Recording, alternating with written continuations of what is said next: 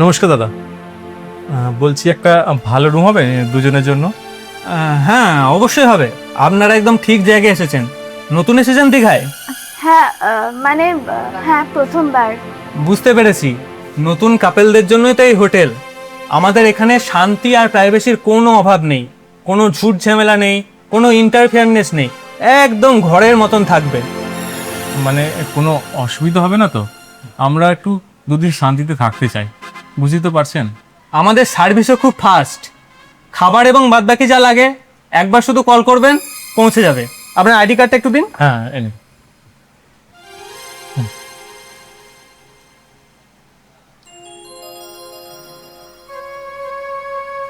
Thank you. 204 number room, দোতলায়, একদম sea facing. বারান্দায় দাঁড়ালেই সমুদ্র দেখতে পাবেন। আপনাদের আরামের খেয়াল রাখার দায়িত্ব আমাদের। ধন্যবাদ, আপনার সাথে কথা বলে ভালো লাগলো। মিষ্টি, চলো রুমে যাই, অনেকটা জার্নি হয়ে গেছে বুঝলে। চল আসো।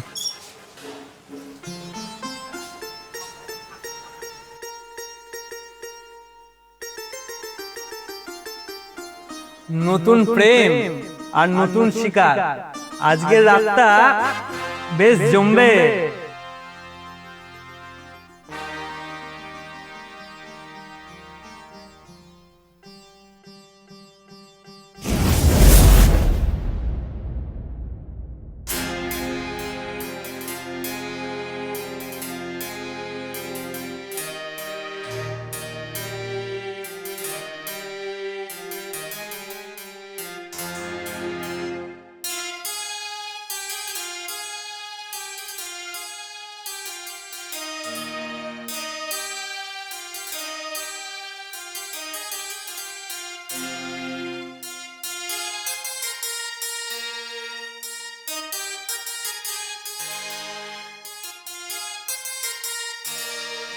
জানো আকাশ, ছোটবেলায় যখন দীঘার অ্যাড দেখতাম টিভিতে, তখন ভাবতাম কবে দীঘায় আসবো, কিন্তু এইভাবে আসবো তা ভাবিনি।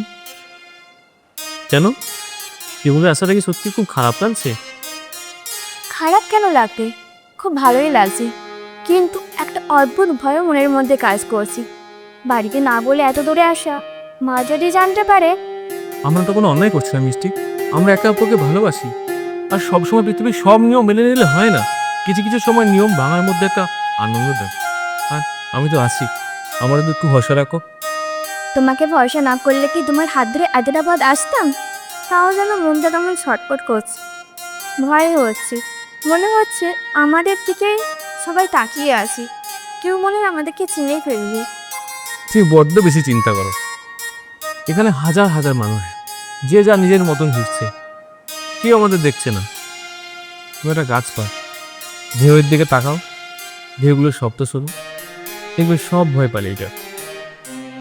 তুমি আছো বলেই তো এত সাহস পাচ্ছি।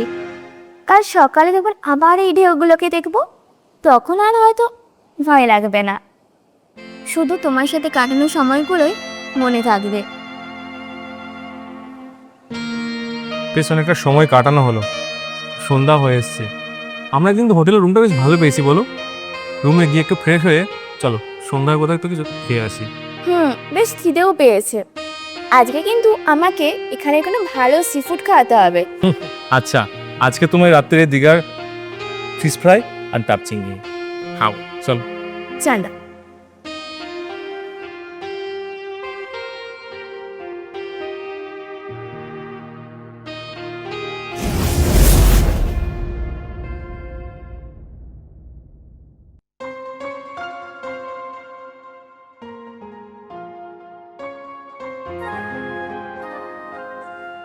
জানো, আমার অনেক দিনের ইচ্ছা ছিল তোমার এভাবে থামিয়ে আসার। কোনো বাধা নেই, কোনো তাড়া নেই, শুধু তুমি আর আমি। আকাশ, দরজাটা লক করেছো তো? ওসব পরে দেখা যাবে।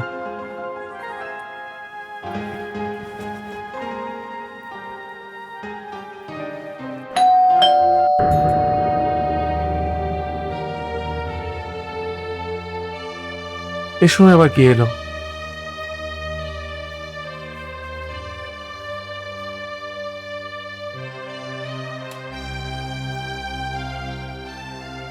পুরো লবি পুলিশে ভর্তি, নিচে পুলিশে রেড হয়েছে। আপনারা তো বিয়েও করেননি, আবার একই রুমে আছেন, প্রবলেম হবে কিন্তু। তাতে কি হয়েছে? আমরা তো প্রাপ্তবয়স্ক, তাছাড়া আমরা একে অপরকে দুজনকে চিনি, আমরা একসাথে থাকতেই পারি। আর আইন তো আমাদের বাধা দিতে পারে না। আইন আইন তো আপনাদেরকে বোঝাবে থানায় নিয়ে গিয়ে। আমাদের এই হোটেলে কোনো অনৈতিক কাজ চলবে না। এখন আপনারা একসাথে থাকলে পুলিশ সরাসরি আপনাদেরকে অসামাজিক কাজে গ্রেপ্তার করবে। আকাশ, আপনি কি জানেন অবিবাহিত কাপেলদেরকে নিয়ে পুলিশের এখন কি মনোভাব? দেখুন, আমরা তো টুরিস্ট, আমরা তো সব কিছু জানিই না। দেখুন, আমি আপনাদের ভালোর জন্যই বলছি। আমি এই হোটেলের দায়িত্বে আছি। এখন পুলিশ যদি আপনাদের ঘরে ঢোকে তাহলে কিন্তু আপনাদের ছবি খবরের কাগজে বেরোবে। তার থেকে ভালো আমি আপনাদের দুজনকে আলাদা করে দিই। আপনি পাশের রুমে যান আকাশ। আমি পুলিশকে বুঝাচ্ছি যে আপনারা দুজন দুজনকে চেনেন না, এতে পুলিশ আপনাদেরকে ছেড়ে দেবে। প্লিজ আকাশকে নিয়ে যাবেন না। যেতে দিন ওকে। পুলিশ যদি এ ঘরে ঢোকে তাহলে কিন্তু আমি আপনাদেরকে আর বাঁচাতে পারবো না।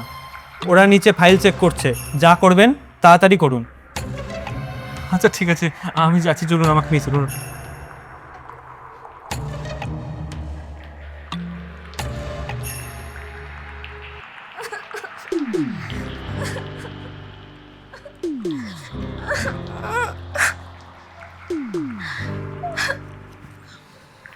আকাশ, আকাশ কোথায়? আপনি যে বললেন আকাশকে ছেড়ে দেবেন। ছাড়বে। আকাশ তখন পুলিশের জিম্মায়, পুলিশ ওকে আটকে রেখেছে।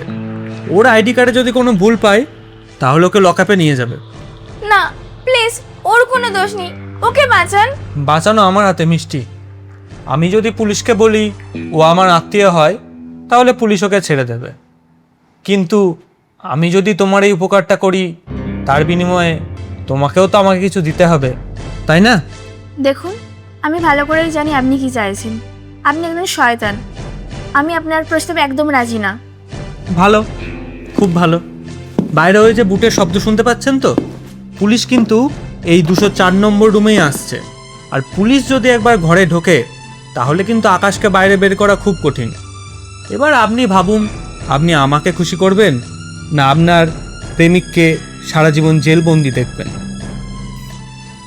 না, ওকে ছেড়ে দিন, আমি রাজি।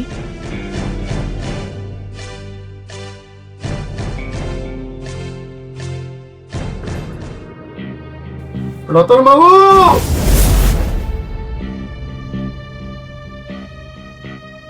রতন বাবু, এই দরজাটা খোলা ছিল, তাই একটু ঢুকে পড়লাম। এই আপনার সাথে একটু দরকারি কথা ছিল। স্যার, আপনি এত রাতে মানে মানে কোনো অসুবিধা হয়েছে? অসুবিধা তো আপনার। এই আপনার যে হোটেল, এই হোটেলের নামে আমাদের কাছে অনেক দিন ধরেই অভিযোগ ছিল, আজ তার প্রমাণ পেলাম।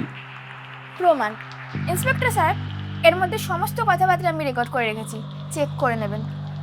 মানে মানে তোমরা এসব কি বলছো? রতনবাবু, আমরা কোনো টুরিস্ট না, আমরা হচ্ছি পুলিশ অফিসার। আপনার নামের অভিযোগ অনেক দিন, আর সেই নোংরা কাজের প্রমাণ খোঁজার চেষ্টা করছিলাম। আর এই যে মোবাইলটা দেখছেন, এর মধ্যে সমস্ত কিছু রেকর্ড করা হয়ে গেছে। আপনার হোটেলে মিথ্যা পুলিশের রেড আর মেয়েদেরকে বিপদে ফেলা, আপনাকে তো জেল হাজত পাস করতেই হবে। না মানে আমি তো মজা করছিলাম, আমাকে ক্ষমা করে দিন স্যার, আমার ভুল হয়ে গেছে। মজা মানুষের জীবন নিয়ে? আপনার বিরুদ্ধে সমস্ত প্রমাণ আমাদের হাতে, আপনাকে তো হাজতে যেতেই হবে। চলুন রতন বাবু, হাজতে গিয়ে আপনার এই মজার ব্যাখ্যাটা একটু দেবেন। ইন্সপেক্টর সাহেব, ওনার হোটেলের ল্যাপটপ আর সিসিটিভি ফুটেজগুলো চেক করে নেবেন, ওখানে অনেক প্রমাণ আপনি পেয়ে যাবেন। জানেন তো রতনবাবু, সবসময় চালাকি যেতে না। আজকে শুধুমাত্র আপনার নোংরামের জন্যই আপনি ফেঁসে গেলেন। চলুন।